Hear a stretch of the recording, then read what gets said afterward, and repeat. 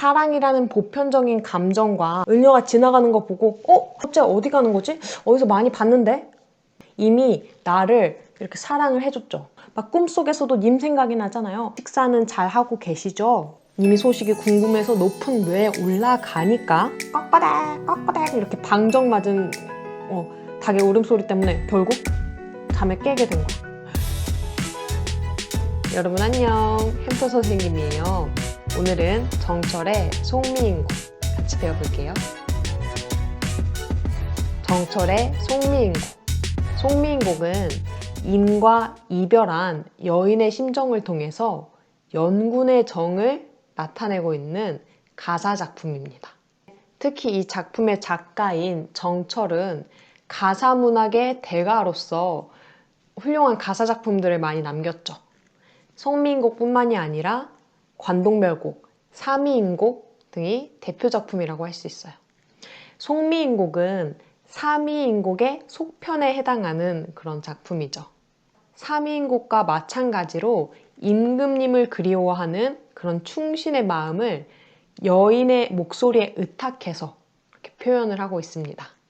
그래서 작품의 제목을 보면 속미인곡, 미인곡.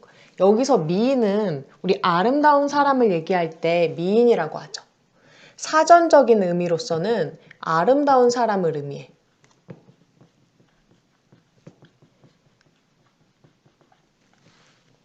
작품 속에서는 사전적인 의미와는 조금 다른 의미를 보여줍니다. 표면적인 의미와 본질적인 의미로 나누어서 볼 수 있을 거예요.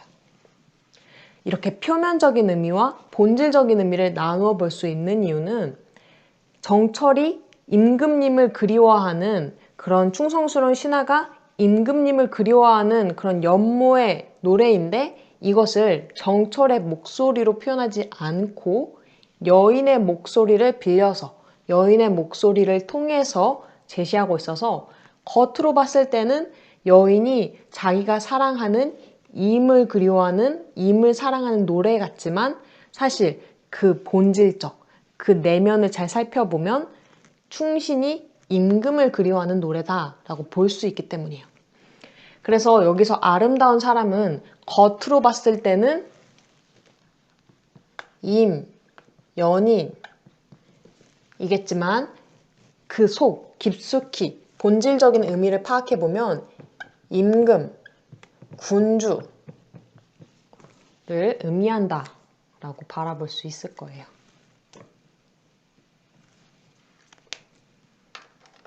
충신이 임금을 그리워하는 노래.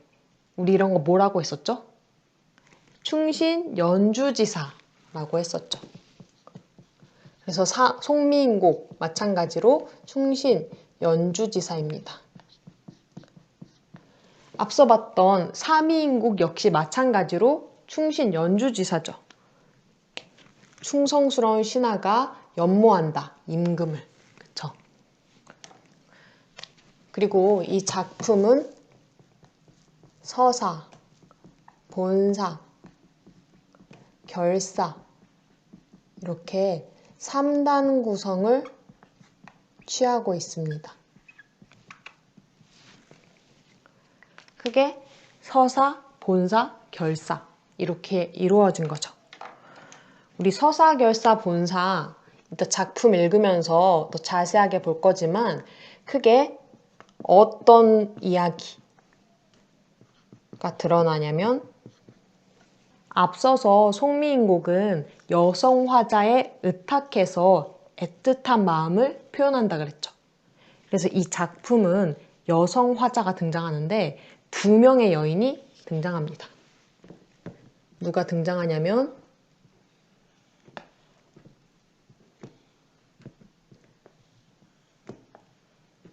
을녀라는 사람이랑 감녀라는 사람이 등장합니다. 을녀와 감녀가 등장을 하죠. 이 둘의 대화로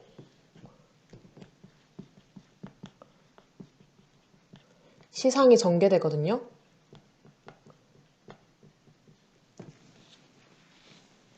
서사에서 질문 답변, 본사에서 위로 하소연, 결사에서 을녀의 결심, 감녀의 조언이 등장한댔잖아. 이런 거를 혼자서 하는 게 아니라 을녀와 감녀로 표면적으로 드러난 사람들끼리 서로 대화를 통해서 이야기가 진행되는 거예요. 먼저 감녀가 질문을 하죠. 먼저 간단하게 얘기하면 감녀가 질문해. 을녀야, 너 어디가? 하면서 질문을 하니까 을녀가 나 어디 가는 중이야. 나 지금 임을 읽고 홀로 어디로 막 임을 그리워하고 있는 중이야. 막 이러면서 막 서로 대화를 한단 말이야.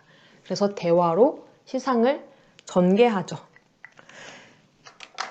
또 을녀, 감녀 각각 어떤 역할을 맡고 있냐면 이 을녀라는 사람은 중심적인 역할을 하고 있어요. 그렇다면 감녀는 보조 역할을 하겠죠. 중심 역할을 한다라는 게 뭐냐면 이 사람이 중심, 주축이 돼서 이 작품의 분위기를 이끌어 나가고 있는 거야. 분위기도 주도하고 작가의 생각도 대변하고 있죠. 그래서 분위기도 주도하고 작가 생각 대변하는 역할을 하고 있습니다. 반면에 감녀의 역할은 돕는 역할이야. 보조하는 역할이죠. 그래서 사건 전개를 돕고 극적 결말을 맺게 해요.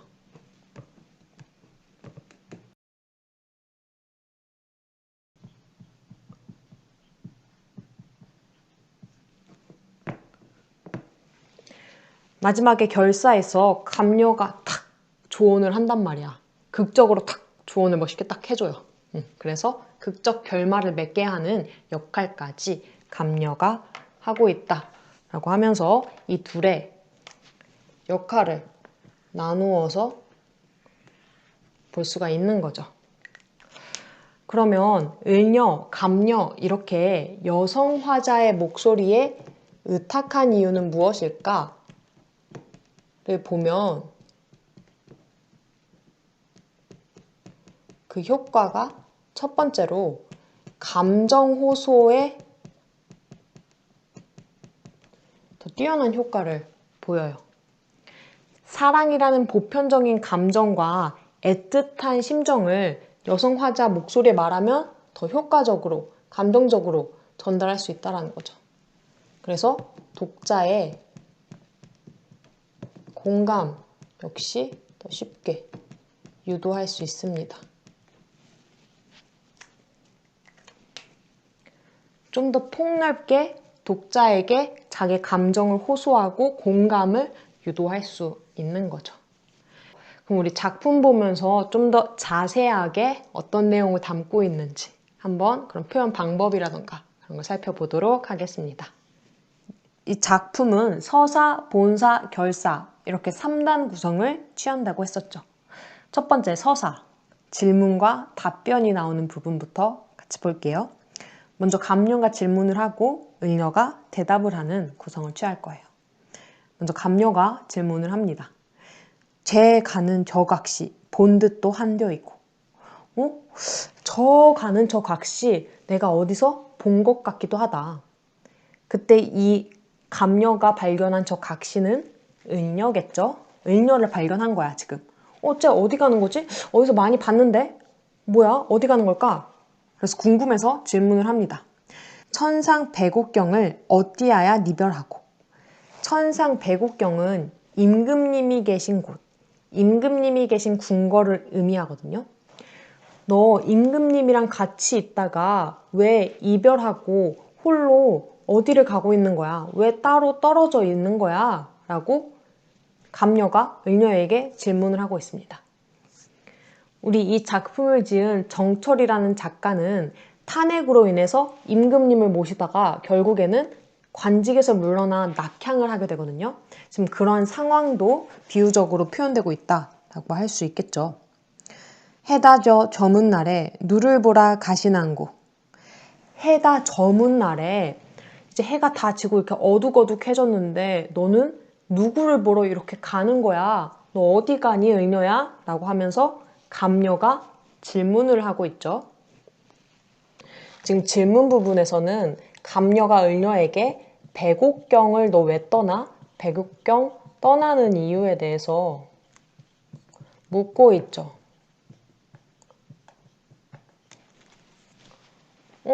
의녀야 너 어디 가니? 하면서 묻고 있어요. 그러니까 이제 의녀가 대답을 하죠. 어와 내여이고 이내 소설 들어보. 어와 너로구나. 이내 소설, 내 이야기 좀 들어봐. 어와 내여이고 그 내여는 감녀겠죠. 의녀가 감녀 너로구나. 잠깐 와가지고 내 소설, 내 이야기 좀 들어봐. 하면서 이제 나 왜 백옥경을 떠나는지에 대해서 이제 대답을 해줄 거예요. 내 얼굴 이 거동이 님 괴암즉 한가만한. 내 얼굴 그리고 이 거동, 내 거동이 님의 괴암즉, 님의 사랑을 받음직한다마는. 나 좀 얼굴도 괜찮고 거동도 괜찮은데 그래서 님금이 이미 나를 이렇게 사랑을 해줬죠. 나 그렇게 사랑을 받았었어요. 그래서 어쩐디 날 보시고 내로다. 여기 실세. 어쩐지 이미 나를 보시고 을녀 너로구나 하고 여기시기에 나도 님을 믿어 군뿐디 전혀 없어. 나도 임을 믿었죠. 임금이 이미 나를 사랑해 주니까 나도 임을 믿었어요. 그래서 나도 다른 생각이 전혀 없었죠.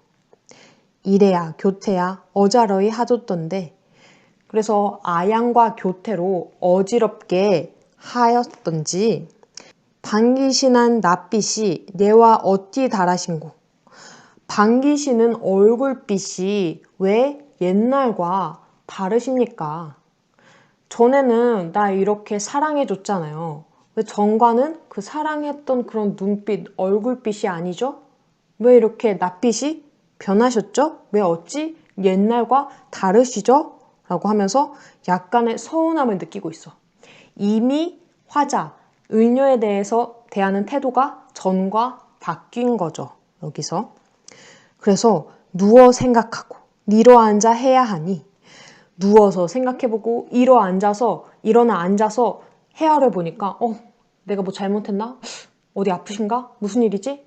어떤 큰일이 생겼나? 그래서 그렇게 생각을 해보니 헤아려 보니 내 몸에 지은 죄 뇌같이 쌓였으니 내 몸에 지은 죄 내가 지은 죄에 이 뇌는 산을 의미하죠. 뇌산. 내가 지은 죄가 꼭 산처럼 이렇게 쌓였으니 님이 나한테 대하는 태도가 바뀐 거는 내가 잘못했기 때문이야. 내가 지은 죄 때문에 나를 전만큼 사랑하지 않는 거야. 라고 생각을 하고 있고 하늘이라 원망하며 사람이라 허물하랴. 하늘이라 원망하며 사람을 탓할 것인가. 내가 잘못했으니까 이걸 하늘 탓을 하겠어? 이걸 사람 탓을 하겠어? 라고 하면서 말하고 있어요. 셔러 풀처해니 조물의 탓이로다. 서러워 풀처 이렇게 풀어 생각하니 이것은 조물의 탓이로다. 조물주의 탓이다. 이미 나를 을녀를 떠난 이유를 크게 두 가지로 생각을 하고 있죠. 첫 번째로는 내 죄가 산처럼 쌓였기 때문이야. 내가 지은 죄가 많아서 그래 하면서 자기 탓을 하고 있는 부분. 그리고 두 번째, 아니야. 이거는 조물주의 탓이야 라고 하면서 조물주 탓을 하고 있죠. 앞부분에서 감녀가 을녀야 너 왜 백옥경을 떠나? 라고 물어보니까 을녀가 대답을 하죠. 나는 왜 백옥경을 떠나냐면 이별의 원인을 크게 두 가지로 말하고 있어. 첫 번째, 내 탓이야. 그리고 두 번째, 이거는 조물주의 탓이야. 이야기를 하죠. 답변을 해주고 있어요. 지금 서사 부분에서도 감녀와 을녀의 대화로 서사가 진행되고 있죠. 본사 이어서 같이 볼게요. 서사 부분에서는 감녀가 을녀야 너 어디가? 라고 질문하니까 을녀가 다 내 잘못이야. 조물주의 탓이지. 나 이별했어. 엉엉 하면서 이별의 이유에 대해서 말하니까 이제 본사에서는 감녀가 위로해 줍니다. 굉장히 좀 짧은 위로예요. 글란 생각 마오. 본사에서 감녀의 위로는 여기 이 부분이에요. 그리고 길지가 않죠. 글란 그것일란 생각 마오. 그것일란 생각하지 마. 그렇게 생각하지 마. 네 잘못이라고 자책하지 마. 막 이렇게 얘기를 하고 있는 거야. 위로. 그런 생각하지 마.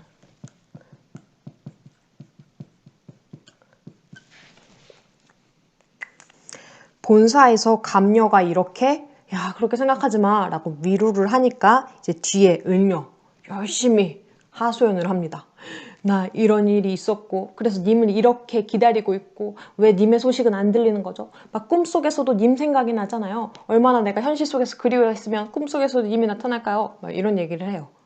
그러면 이제 본사의 대부분을 차지하고 있는 을녀의 하소연 부분 같이 볼게요. 맺힌 일이 이셔이다. 감녀가 그런 생각해 하지 마. 그렇게 생각하지 마. 그런 생각하지 마. 라고 하니까 을녀가 나 맺힌 일이 있어서 그래. 라고 하면서 마음속에 맺힌 일이 있어서 그래. 하면서 얘기하죠. 님을 매셔이셔. 님의 일을 내 알거니. 내가 그래도 대곡경을 떠나기 전에는 님을 모시고 있어서 님을 잘 알아. 님의 일을 내가 알아. 내 알거니. 물 같은 얼굴이 편하실 적 몇 날일꼬. 물같이 연약한 몸이 편하실 적이 몇 날일까? 이미 이렇게 연약하신데 얼마나 이렇게 편찮으셨을까? 편할 날이 얼마나 있었을까? 춘한 고열은 어찌하여 지내시며 춘한 고열 이거는 봄의 추위와 여름에 찌는 듯한 그런 더위를 얘기해요. 따뜻한 봄날 말고 이제 막 봄이 되면 가끔씩 꽃샘 바람이 불어서 이렇게 추울 때가 있죠. 그럴 때 차가운 이런 추위와 더운 날의 여름은 또 어떻게 지내실까 하면서 님을 걱정하고 있죠. 이 부분에. 추일 동천은 뉘라셔 매셨난고. 추일 동천 이거는 가을과 겨울의 날씨예요. 가을 겨울의 날씨. 지금 춘한 고열 추일 동천 다 화자가 임에 대해서 하는 걱정거리들이죠. 그렇죠? 죽조 반조석 왜 예와 같이 세신한가. 죽조 반조석 왜 이게 뭐냐면 아침 전에 먹는 그런 죽과 아침 저녁으로 먹는 그런 진지. 이 왜라는 거는 임금님의 밥을 높여서 부르는 그런 말이에요. 예와 옛날과 같이 세신한가, 같이 이렇게 올리시는가, 혹은 또 드시는가. 걱정을 하고 있는 거죠. 임금님 이렇게 춥고 덥고 막 그러는데 잘 계시나요? 식사는 잘 하고 계시죠? 라고 하면서 걱정하는 부분. 기나긴 밤의 잠은 어찌 자신한고. 기나긴 밤은 또 어떻게 주무세요? 라고 하면서 걱정을 하고 있죠. 나 님을 매셔봐서 님을 조금 아는데 님을 좀 잘 알아. 근데 이렇게 봄, 여름, 가을, 겨울 그 추위, 더위 그리고 가을, 겨울의 그런 날씨는 어떻게 잘 지내시고 진지 식사는 좀 잘 하세요? 라고 하면서 님에 대한 그리움, 님에 대한 염려를 하고 있죠. 지금 하소연 부분이 조금 길 텐데 그 앞부분 님에 대한 염려가 나와요. 님 다이 소식을 아무려나 아자하니. 님 다이 이거는 님 계신 곳이야. 님 계신 곳 한양을 의미한다 라고 할 수 있어요. 님 계신 곳의 소식을 어떻게 해서든 간에 알려고 하니까 오날도 거의로다. 내 알이나 사람을까. 오늘도 거의 지나갔구나. 내일은 내 소식, 님의 소식을 전해줄 그런 사람이 올까라고 하면서 님의 소식을 기다리고 있죠. 그쵸? 여기서 이 사람이 올까 할 때 이 사람은 님이 오는 게 아니라 님의 소식을 전해주는 사람이 올까라고 말해주는 거예요. 내 마음 둘 데 없다. 어디로로 가잔 말고. 내 마음 둘 데 없다. 어디로 가자는 말일까? 내 마음 어디다 둬야 될지 모르겠어. 이 마음 어디로 가자는 거지? 잡거니 밀거니 높은 뇌에 올라가니. 잡거니 밀거니 하면서 높은 뇌 산에 올라가 보니, 왜냐면 높은 뇌에 올라가면 좀 더 위로 올라가니까 임과 그나마 조금 더 가까이 갈 수 있지 않을까 하는 그런 기대감 때문에 화자가 님에게 다가가려고 하는 그런 노력을 하는 부분인 거야. 님에게 그나마 가까이 다가가 보려고 님이 소식이 궁금해서 높은 뇌에 올라가니까 부름은 카니와 안개는 무사이고, 구름은 물론이거니와 안개는 무슨 일인가. 높은 산에 올라갔는데 구름이 쌓여 있고 안개까지 이렇게 끼어 있구나. 나는 님을 보고 싶은데 구름과 안개는 나와 님과 사이를 방해하고 있구나 라고 하는 거야. 그러면 이렇게 구름, 안개는 임과 사이를 가로막는 존재니까 어떻게 보면 간신을 비유한다 라고 볼 수 있죠. 송민국이 충신연주지사라 그랬어. 충성스러운 신하가 임금님을 그리워하는 노래인데 여기에서 누군가가 방해를 한다? 이거는 충신과 대조되는 간신에 해당하겠죠.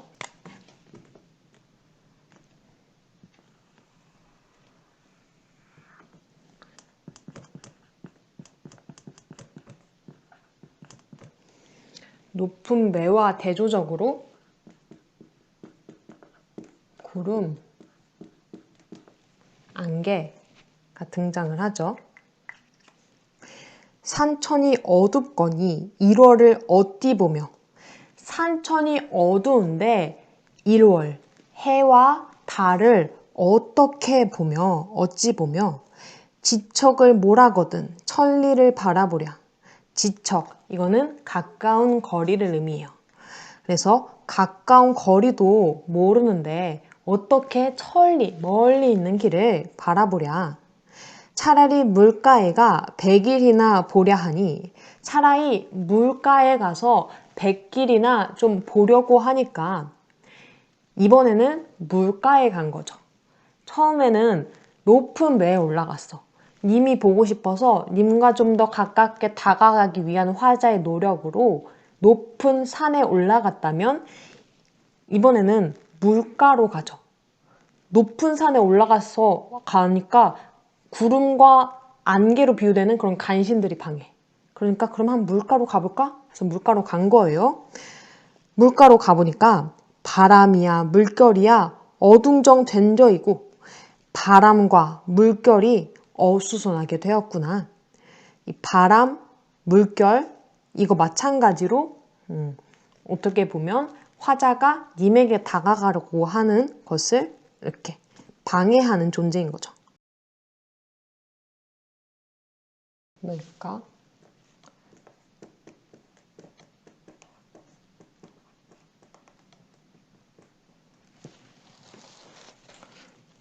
지금 계속 대립이 쓰이는 거.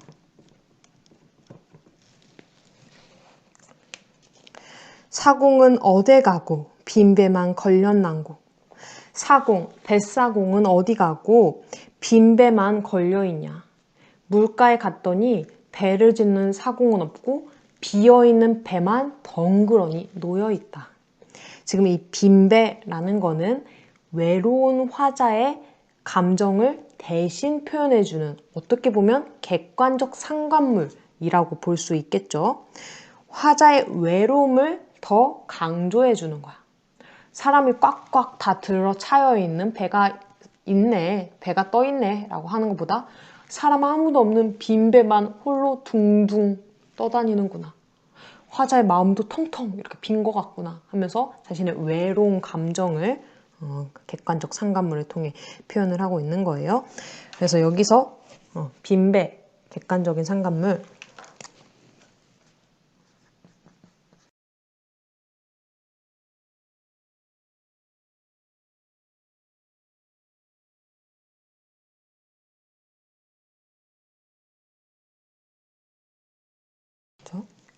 또 뒤에 한 가지가 더 나올 거예요.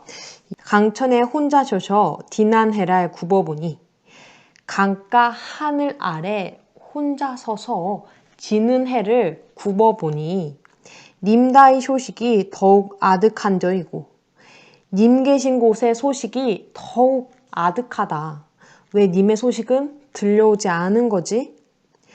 모첨 찬 자리에 밤중만 돌아오니 모첨 찬 자리, 초가집 찬 자리에 밤중만, 밤만 깊이 이렇게 돌아오니 밤이 됐는데도 님이 안 오니까 더 쓸쓸하고 서글프겠죠. 밤벽 청등은 눌 위하여 발간난고. 밤벽 청등, 이거는 벽 가운데 걸린 푸른 청등이야. 님, 멀리서도 이 불빛 보고 저희 집 잘 찾아오세요 하는 의미로서 걸어놓은 청등이 그저 홀로 쓸쓸하게 걸려있는 것 같은 거예요. 그러면 이 밤벽 청등 역시 마찬가지로 빈배처럼 객관적 상관물이라고 볼 수 있겠죠.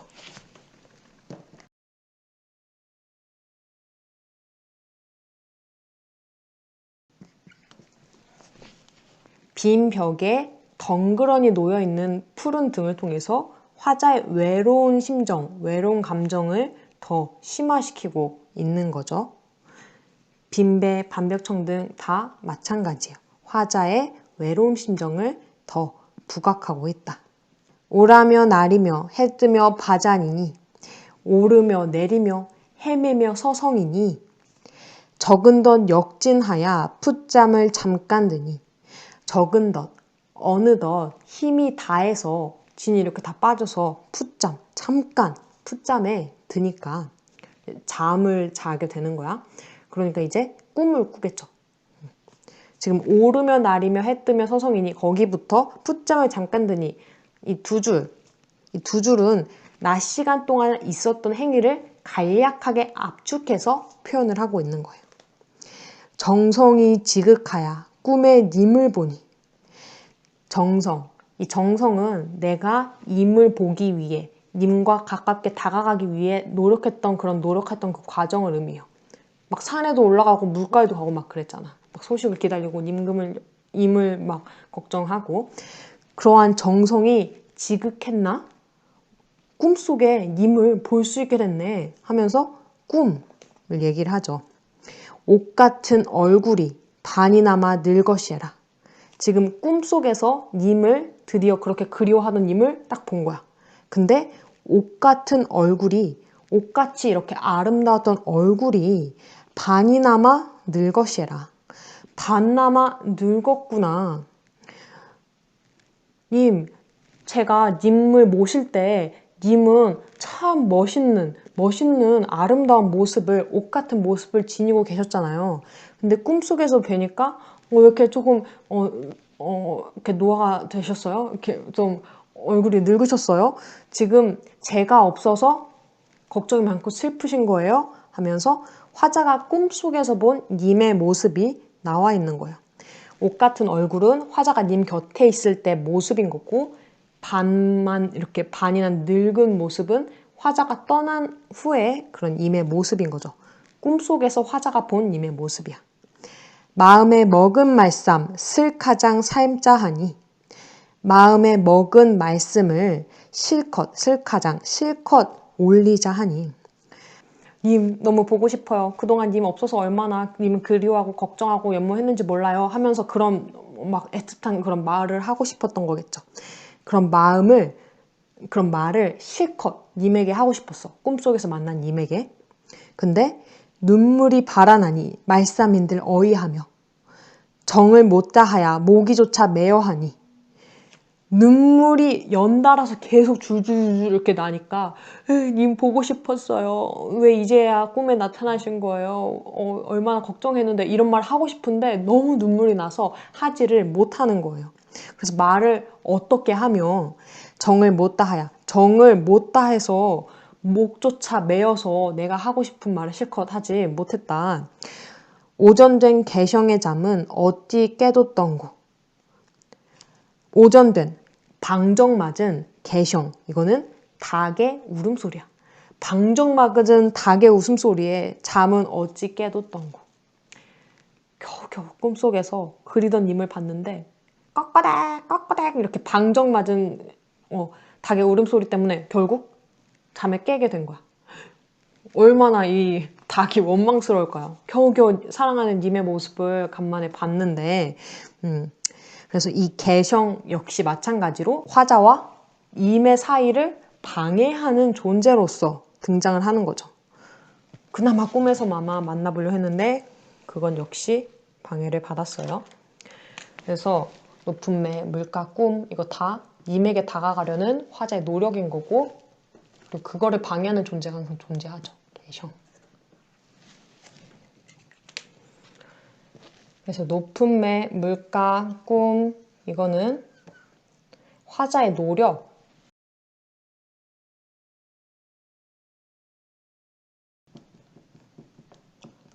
소망이라고 한다면 이 구름, 안개, 바람, 물결, 개성 이런 거는 화자의 노력과 소망을 방해하는 장애물로 등장을 하는 거죠.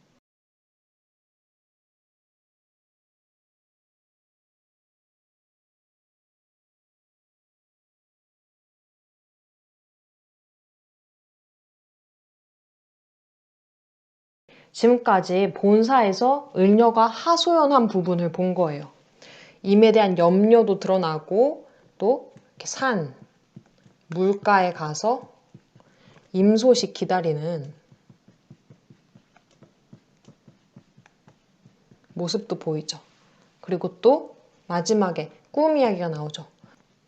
겨우 꿈속에서 겨우 임을 만난 얘기도 해요.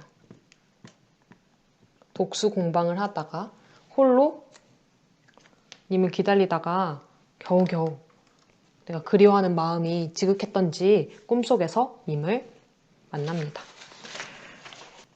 결사 이어서 볼게요. 이제 거의 다 끝나가요. 어와 허사로다 이님이 어디 간고.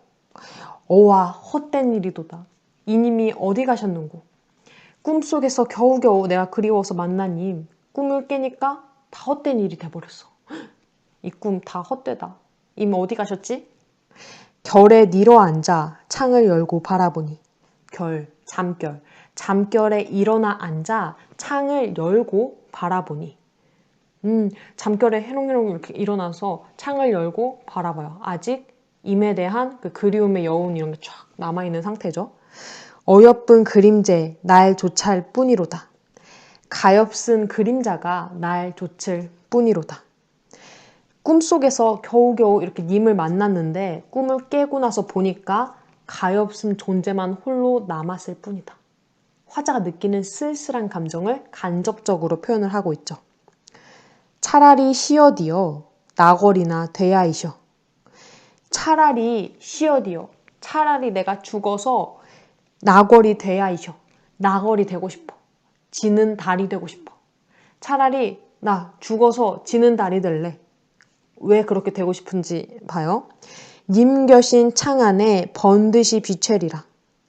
차라리 나 죽어서 님 계신 창 안에 비추는 달빛이 되고 싶어. 차라리 나는 그 달이 될래. 죽어도 괜찮으니까 그렇게라도 님 곁에나마 이렇게 머무를래. 라고 얘기를 하는 거죠. 을녀는 죽어서도 님을 따르려고 해. 죽어서 차라리 나거리 되고 싶어. 지는 애 되고 싶어.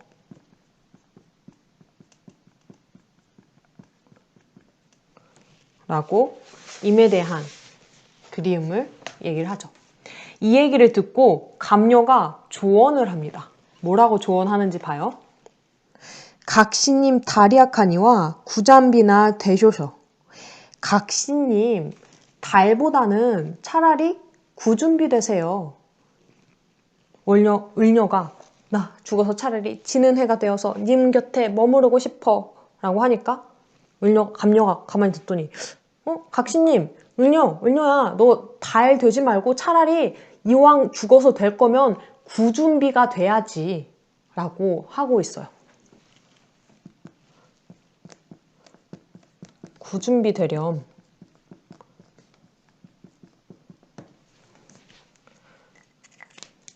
그럼 여기서 을녀가 되고 싶은 나걸과 감녀가 되고 싶은 구준비가 무엇인지 알아야 어떤 의미인지 더 자세히 알 수 있겠죠. 나걸은 지는 달이에요. 곧 달 이렇게 떴다가 지면 오랫동안 못 보잖아. 곧 사라질 존재죠. 하지만 감녀가 되라 했던 구준비는 오랫동안 내리는 구준비입니다. 오랫동안 내리는 비야. 을녀, 나 잠깐 동안이라도 좋으니까 나 나걸되고 싶어요 라고 하니까 감녀가 야, 이왕 될 거 구준비 돼야지. 오랫동안 머물러야지. 님한테 좀 더 적극적으로 다가가야지 라고 조언을 하는 거죠. 그래서 이 나걸 보면 소극적이고 수동적인 성격을 가지고 있다면 그에 반해서 구준비는 좀 더 적극적이고 능동적인 성격을 가지고 있죠.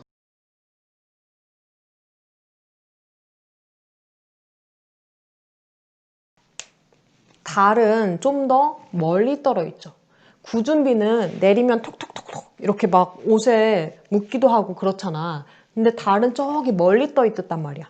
그래서 나걸은 멀리서 바라보다 그저 사라지는 존재야. 반면에 구준비, 오랫동안 내리는 비는 좀 더 가깝게 님에게 밀착해서 내리는 비죠. 이렇게 둘의 성격이 다름에도 불구하고 공통점 역시 존재합니다. 나걸과 구준비 둘 다 화자가 임에게 전하는 사랑, 그리움 전하는 매개체예요.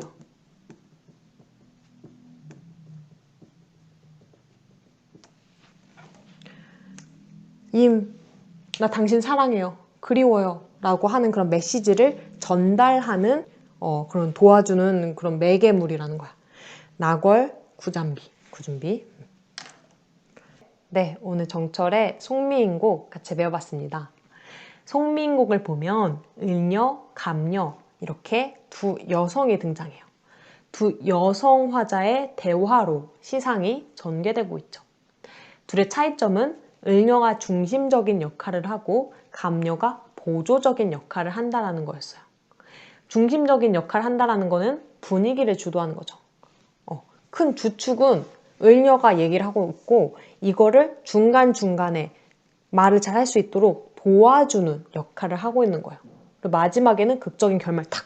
차라리 구준비가 되렴! 이렇게 얘기를 하기도 하고 송미인곡뿐만이 아니라 정철이 지은 다른 가사작품 사미인곡에서 역시 마찬가지로 작가가 관직에서 물러나와 임을 그리워하는 그런 그리움을 노래하고 있다는 점에서 공통점을 갖고 있습니다.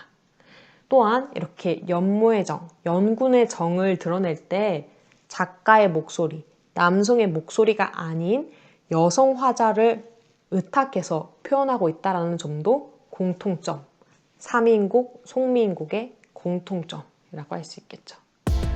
네, 여러분 오늘도 정말 수고 많으셨고요. 한 컷 문학으로 마무리할게요. 안녕.